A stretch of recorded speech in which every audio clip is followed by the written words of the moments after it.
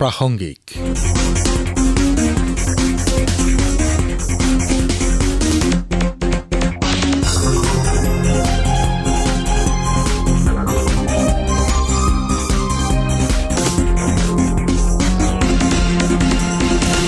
নমস্কাৰ শ্ৰোতাসকল, প্ৰাসংগিকলৈ আপোনালোকক স্বাগতম। আজিৰ অনুষ্ঠানত শুনক ডিব্ৰুগড় জিলাৰ যুটীয়া স্বাস্থ্য সঞ্চালক ডাঃ তৃষ্ণা বৰাৰ সৈতে হোৱা সাক্ষাৎ গ্ৰহণ কৰিছে আমাৰ ডিব্ৰুগড়ৰ সংবাদদাতা যাদৱ গগৈয়ে। নমস্কাৰ, আজি আমি প্ৰাসংগিক অনুষ্ঠানত লগ পাইছোঁ ডিব্ৰুগড় জিলাৰ যুটীয়া স্বাস্থ্য সঞ্চালক ডাঃ তৃষ্ণা বাইদেউ।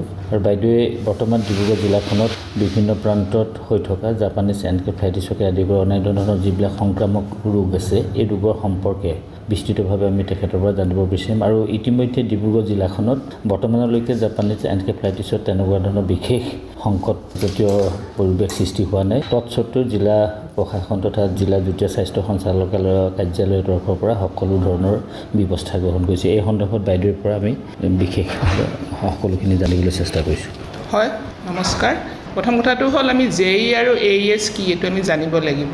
এতিয়া আমি সকলো শ্ৰেণীৰ মানুহৰ মাজত এটা এৱাৰনেছ দিছোঁ, যিহেতু আমাৰ আশাসকলে গাঁৱত কয়, আমি BDO থ্ৰুৱেদি জিলা গাঁও পঞ্চায়তৰ সভ্যসকলক বা এনেই অন্য ধৰণৰে হ'লেও আমি JE ওপৰত সকলোকে সজাগতা দিছোঁ। JE আৰু AESৰ কথাটো হ'ল কি, প্ৰথম লক্ষণটো হৈছে জ্বৰ, লগত আৰু থাকিব ধৰক অচেতন হোৱা, বমি হোৱা, মূৰৰ বিষ হোৱা বা ডিঙি গলৰ ষ্টিফনেছ হোৱা। কিন্তু জ্বৰ হ'লেই আমি আচলতে সদায় ডক্তৰৰ ওচৰত বা চিকিৎসালয়লৈ আহিব লাগে। আৰু প্ৰথম কামটো হৈছে আমাৰ জ্বৰ হ'লে আমি লগে লগে তেজৰ এখন নমুনা ল'ব লাগে, কাৰণ মেলেৰিয়াৰো আমাৰ যিহেতু অধ্যুষিত জিলা ডিব্ৰুগড়, যদিও আমাৰ 3 বছৰ ধৰি আমি মেলেৰিয়াৰ কোনো কেছ ওলোৱা নাই, তথাপিও আমি সেইটো সাৱধানতা সদায় লওঁ। আৰু হস্পিটেললৈ আমি আনিবলৈ কওঁ, যিহেতু আমাৰ ডক্তৰে পৰীক্ষা কৰি তাৰপিছতহে JE বা AESটো আমাৰ ধৰা পৰিব। JE আৰু AES ধৰা পৰা প্ৰায় উপায় আছে যে আমি চেৰিব্ৰ'স্পাইনেল ফ্লুইড বুলি কওঁ, আমাৰ মজ্জাত যিটো ৰস থাকে, CSF বুলি যিটো কওঁ, সেইটো পৰীক্ষা কৰিলে আমাৰ JE ধৰা পৰে। আৰু যদি একেধৰণৰ লক্ষণ থাকে, জ্বৰৰ, মূৰৰ বিষ, অচেতন হোৱা, বমি হোৱা, তেনেকুৱা ধৰণৰ লক্ষণ আমাৰ অন্যবিলাক ধৰক টিউবাৰকুলাৰ মেনিনজাইটিছ বা ইনফেক্টিভ মেনিনজাইটিছ সেইবিলাকতো হ'ব পাৰে। আৰু সকলো ধৰণৰ চিকিৎসাৰ কাৰণে আমি সাধাৰণতে যদি JE বুলি ভাবোঁ বা AES বুলি ভাবোঁ, আমাৰ চৰকাৰী চিকিৎসালয়ত সুবিধাবোৰ আছে, কিন্তু JE চিকিৎসাৰ কাৰণে আমি সদায় মেডিকেল কলেজলৈ আমি কেছবিলাক ৰেফাৰ কৰিবলৈ কওঁ। আৰু চৰকাৰৰ ফালৰ পৰা আমাৰ সকলো টেষ্ট আমাৰ ফ্ৰী দিয়া আছে। এতিয়া ডিব্ৰুগড় জিলাত আমাৰ এইবছৰ 3টা, যোৱা বছৰৰ আমাৰ 7টা কেছ ওলাইছিলে, ডেথ হোৱা নাছিলে। কিন্তু আমাৰ প্ৰথমতে যদি আমি ধৰা পেলাব পাৰোঁ, আমি নিশ্চয়কৈ JEটো আমি মৃত্যুটো প্ৰতিৰোধ কৰিব পাৰিম।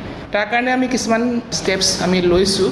আমি বছৰৰ আৰম্ভণিতে ধৰক মাৰ্চ মাহতে যেতিয়া আমাৰ JE আমাৰ আৰম্ভ হোৱাই নাছিলে, তেতিয়া আমি এখন ডিষ্ট্ৰিক্ট টাস্ক ফ'ৰ্চ মিটিং এখন আমি কৰিছিলোঁ আমাৰ জিলা আয়ুক্ত মহোদয়ৰ নেতৃত্বত। তাতে আমাৰ বিভিন্ন ডিপাৰ্টমেণ্টৰ মানুহ আহে, সকলোকে আমি ইনভলভ কৰি ধৰক স্বাস্থ্য বিভাগ, ছ'চিয়েল ছাৰ্ভিচ বা ছ'চিয়েল ৱেলফেয়াৰ বা veterinary, fishery, municipality, PAC department বা এগ্ৰিকালচাৰ, তেনেকৈ আৰু ফৰেষ্ট্ৰি, সকলোৰে লগতে আমি এখন মিটিং পাতোঁ। আৰু সকলোৰে দায়িত্ববোৰ আমি তেওঁলোকক ভাগে ভাগে বুজাই দিওঁ আৰু তেওঁলোকক কৰিবলগীয়া কামখিনি আমি কৰিবলৈ তেওঁলোকক এটা অনুৰোধ কৰোঁ। তাৰ ভিতৰতে ধৰক মই এটা কৈছোঁ, মিউনিচিপালিটিৰ কিছুমান দায়িত্ব থাকে, ধৰক য'তে ত'তে পানী জমা নোহোৱা বা নলাবোৰ চাফা কৰি ৰখা, বা ভেণ্ডৰবিলাকে যদি ক'ৰবাত নাৰিকলৰ খোলা বা টায়াৰবিলাকে জমা কৰি থৈছে, আমি জানো যে মহৰ পৰাই JEটো হয়, গতিকে সেই মহে যাতে কণী পাৰিব নোৱাৰে, মহৰ উৎপত্তিস্থলটো যাতে আমি ধ্বংস কৰিব পাৰোঁ, সেইটো কাৰণে আমি সেইখিনি ব্যৱস্থা আমি মিউনিচিপালিটিক কৰিবলৈ কওঁ। আৰু তেওঁলোকে এইটো খুব ভালকৈ কৰিছে। যদি তেনেকুৱা ধৰণৰ কোনোবাই ভেণ্ডৰে যদি চাফা কৰি নাৰাখে বিক্ৰীৰ পিছত, তেওঁলোকক ফাইনো কেতিয়াবা তেওঁলোকৰ ফালৰ পৰা লয়। এগ্ৰিকালচাৰৰ ফালৰ পৰা আমি কিছুমান কওঁ যে পথাৰত ধৰক গ'লে ৰাতিপুৱা গধূলি মহৰ কামোৰ হয়, তেতিয়া আপুনি ফুল শ্লিভ হাৰ্ড চোলা বা পাতল ৰঙৰ চোলা পিন্ধিলে ভাল, যাতে মহে কামুৰিব নোৱাৰে। ফিচাৰী ডিপাৰ্টমেণ্টৰ আমাৰ আছে ৰোল, ধৰক আমি এটা মাছ মেলোঁ, গাম্বুচিয়া ফিছ বুলি কয়, সেই মাছটো তেওঁলোকে আনি দি আমি নলাবিলাকত মেলি দিওঁ, আৰু সেই মাছটোৱে মহৰ কণীবিলাক ধ্বংস কৰে। আমাৰ নিজৰ স্বাস্থ্য বিভাগৰ কথাটো আপুনি জানে, আমাৰ সকলো আশাকৰ্মীয়ে শ্লাইড লয়, লগতে তেওঁলোকে কিছুমান কাম কৰে য'ত আগতে আমাৰ JE হোৱাৰ আমাৰ কেছ আছিলে বা আমি ভাবোঁ যে এইটো হটস্পট বা হ'ব পাৰে, এইবিলাক ইয়াত তেওঁলোকে ঘৰে ঘৰে যায়, গৈ পিনে তেওঁলোকে আমাৰ চাফা পানীত মহে কণী পাৰিলে সেইটোৰ পৰা JEটো হয়। গতিকে তেওঁলোকে চ'ৰ্চ ৰিডাকশ্যন বুলি কওঁ আমি, এই যে ক'ৰবাত পানী জমা হৈ থকা কুৰুকাত বা ফ্ৰিজৰ পিছফালে পানী জমা হৈ থকা, ফুলদানিত সেইবিলাক তেওঁলোকে ধ্বংস কৰে আৰু সেইটো ফটো দিলে মানে তেওঁলোকে এটা মাননি এটা পায়। সেইটো আশাৰ সেইটো এটা দায়িত্ব আমাৰ, সেইটো গোটেই মানে বছৰ ধৰি আমাৰ সেই কামটো আমাৰ হৈ থাকে। তাৰোপৰি আমাৰ আছে আঁঠুৱা ঔষধীকৰণ। মহটো যিমান হ'লেও থাকেই, গতিকে আমি সকলোকে আঁঠুৱা ল'বলৈ উপদেশ দিওঁ আৰু আঁঠুৱাবিলাক আমি মালাথিয়ন ঔষধত আমি বুঢ়াই আঁঠুৱাখন ধুই দিবলৈ কওঁ। সেই আঁঠুৱাটো ব্যৱহাৰ কৰিলে মহবিলাক তাতে লাগিলে মহবোৰ মৰি যায় আৰু বেমাৰটো হোৱাৰ সম্ভাৱনাটো কমি যায়।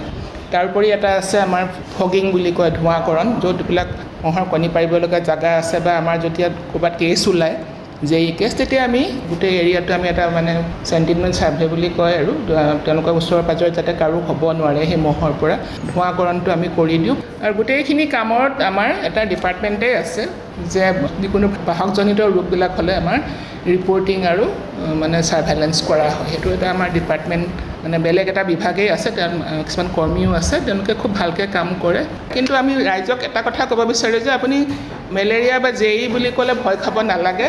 কিবা যদি জ্বৰ হৈছে ওচৰৰ আশাকৰ্মীৰ লগত আপুনি আলোচনা কৰক, তেজৰ নমুনা দিয়ক, আৰু যদি দেখিছে যে জ্বৰৰ লগত অলপ হৈছে, ধৰক অল্টাৰ্ড চেঞ্চৰিয়াম বুলি যিটো কওঁ আমি, ভুল বকে, কিন্তু সেইটো বহুতে মানে ভাবে, ভুল বকাটো মই আগতে কোৱা নাছিলোঁ, মানুহবিলাকে অলপ বেলেগ ধৰণেৰে ভাবে, সেইটো বহুতে কিছুমানেতো পাগল হ'ল বুলি কয় বা মানসিক ৰূপ আছে বুলি কয়। ভুল বকাটো আচলতে জ্বৰটো বেছি যেতিয়া মগজুলৈকে যায় তেতিয়া প্ৰেছাৰটো বাঢ়ি যায় বা বিভিন্ন কাৰণত, তেতিয়া তেওঁলোকে মানে অলপ ভ্ৰম বকাৰ নিচিনা বা কথা পাহৰি যোৱা অচেতনো হৈ যাব পাৰে। বেছিত হ'লেতো আৰু জানেই আৰু সেইটো মৃত্যুৰ মুখতো পৰিব পাৰে। সেইকাৰণে আমি প্ৰাথমিক লক্ষণ দেখা দিলে হস্পিটেলত আহিবলৈ কওঁ। নিজে চিকিৎসা নকৰি সদায় ডাক্তৰৰ দ্বাৰা পৰীক্ষা কৰিব লাগে। আৰু লেবৰেটৰী টেষ্টিংবিলাক আমাৰ ফ্ৰী থাকে, যিখিনি কাৰণে হয়। এতিয়া যদি কিবা কেছ এটা ওলায়, যদি মেডিকেল কলেজত থাকে তেতিয়া সম্পূৰ্ণ ফ্ৰী পাব। নাৰ্ছিং হোমত যদি যায় 1 লাখ টকালৈকে যিখিনি চিকিৎসা হ'ব সেইখিনি চৰকাৰৰ ফালৰ পৰা ফ্ৰী কৰি দিয়া হয়। আমাৰ ডিব্ৰুগড় জিলাখন যিহেতু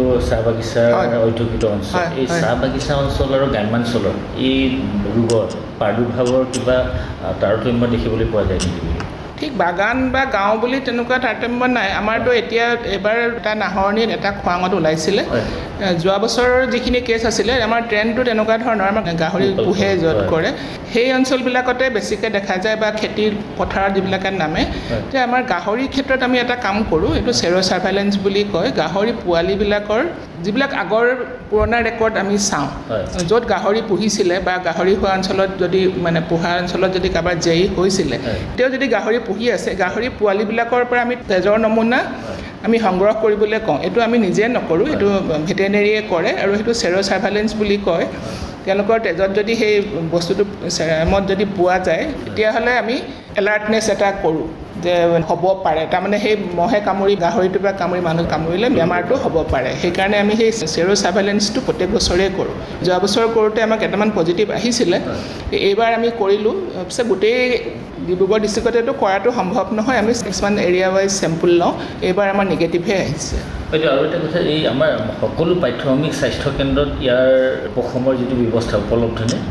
নহয়, প্ৰাথমিক স্বাস্থ্যকেন্দ্ৰত আমাৰ জ্বৰৰ কাৰণে শ্লাইড লোৱা বা তেজৰ পৰীক্ষা কৰাৰ সুবিধা আছে, কিন্তু যিটো স্পাইনেল ফ্লুইডৰ পৰীক্ষা CSFৰ যিটো কাৰণে টেষ্ট কৰা হয়, সেইটো অকল মেডিকেল কলেজতহে আমাৰ সুবিধা আছে। সেইকাৰণে আমি অসুবিধা হ'লে আমি ডিব্ৰুগড়লৈ মেডিকেল জনসাধাৰণক ডিব্ৰুগড় জিলা যুটীয়া স্বাস্থ্য সঞ্চালকালয়ৰ কাৰ্যালয়ৰ পৰা আপোনালোকে কি আহ্বান কৰিব, অনুৰোধ জনাব যে এই জাপানীজ এনকেফেলাইটিছৰ দৰে এটা ৰোগৰ পৰা প্ৰাদুৰ্ভাৱৰ পৰা হাত সাৰি থাকিবৰ কাৰণে আপুনি কি? হয়, এইটো ভাল কথা কৈছে।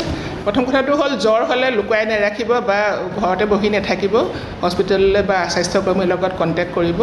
জাবৰ জোঁথৰ জমা কৰি নথ'ব, লেতেৰা কৰি নাৰাখিব, পানী জমা হ'বলৈ নিদিব, মহৰ যিবিলাক কণী পৰা স্থান থাকে এইবোৰ ধ্বংস কৰক। তাৰোপৰি আঁঠুৱা ব্যৱহাৰ কৰক, গধূলি সময়ত ধূনা দিয়ক, খিৰিকী দুৱাৰবোৰ লগাই ৰাখক, ফুল শ্লিভৰ চোলা পিন্ধক, লগতে ধৰক নিজৰ ঘৰতো ধূনা দিব পাৰে। আৰু মহৰ পৰা বাচি থাকিব পাৰিলে আমাৰ নিশ্চয় বা মেলেৰিয়া দুয়োটাই এতিয়া আমাৰ ছিজন, সেইখিনিৰ পৰা বাচি থাকিব পাৰে বুলি ভাবে। আৰু ভয় নাখাব, কিবা থাকিলে কিবা হ'লে সদায় ডক্তৰৰ পৰামৰ্শ ল'ব লাগে। বাইদেউলৈ ধন্যবাদ জনাইছোঁ। বাইদেউ ধন্যবাদ। প্ৰাসংগিক শুনিলে। আজিৰ অনুষ্ঠানত ডিব্ৰুগড় জিলাৰ যুটীয়া স্বাস্থ্য সঞ্চালক ডাক্তৰ তৃষ্ণা বৰাৰ সৈতে হোৱা সাক্ষাৎকাৰটি শুনিলে। সাক্ষাৎ গ্ৰহণ কৰিলে আমাৰ ডিব্ৰুগড়ৰ সংবাদদাতা যাদৱ গগৈয়ে। অনুষ্ঠানটিৰ প্ৰযোজনা আকাশবাণী গুৱাহাটীৰ আঞ্চলিক বাতৰি বিভাগৰ সহযোগিতা আগবঢ়ালে অপূৰ্ব মালিয়ে। পৰৱৰ্তী প্ৰাসংগিক শুনিবলৈ পাব অহা সপ্তাহৰ আজিৰ এই একে সময়তে। নমস্কাৰ।